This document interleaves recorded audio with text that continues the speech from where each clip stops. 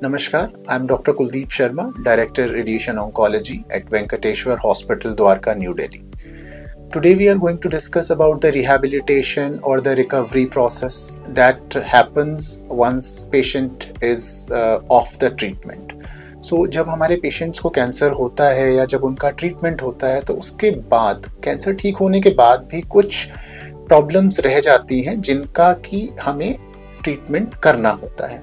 तो जैसे अगर पेशेंट की कोई लिम्ब की सर्जरी हुई है या अगर उनको चलने में दिक्कत है तो जनरली उनको फिजियोथेरेपी बताई जाती है। तो पेशेंट जनरली इसको बहुत सीरियसली नहीं लेते, बट ये समझने की बात है कि फिजियोथेरेपी आपके लिए बहुत इम्पॉर्टेंट है आपको वापस अपनी एबिलिटी गेन करने के लिए, जैसी कि आपकी कैंसर होने से पहले थी। तो अगर पेशेंट्स को फिजियोथेरेपी बताई जाती है तो वो अपने प्रोफेशनल्स को एंगेज करें, उनके हिसाब से फिजियोथेरेपी करें, और अगर वो नहीं भी कर पा रहे हैं तो कुछ सिंपल एक्सरसाइजेस वो खुद भी कर सकते हैं, योगा कर सकते हैं, मेडिटेशन कर सकते हैं, सिंपल अपने हाथ पाँव की, कमर की, गर्दन की एक्सरसाइज कर सकते हैं जो कि उन्हें बताई गई है।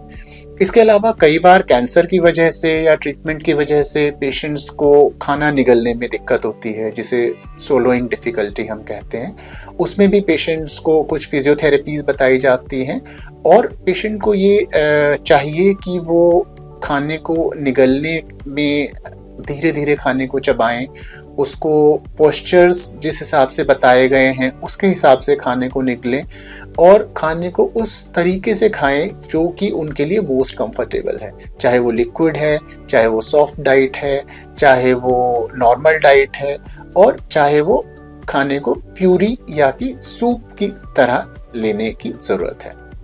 इसके अलावा कई बार पेशेंट्स को स्पीच डिफ़िकल्टी होती है, यानी बोलने में दिक्कत होती है। जैसे पेशेंट की अगर जीभ की सर्जरी हुई है या मुंह की सर्जरी हुई है तो उनको बोलने में दिक्कत रहती है। ऐसे में पेशेंट को चाहिए कि वो बोलने की कोशिश करें।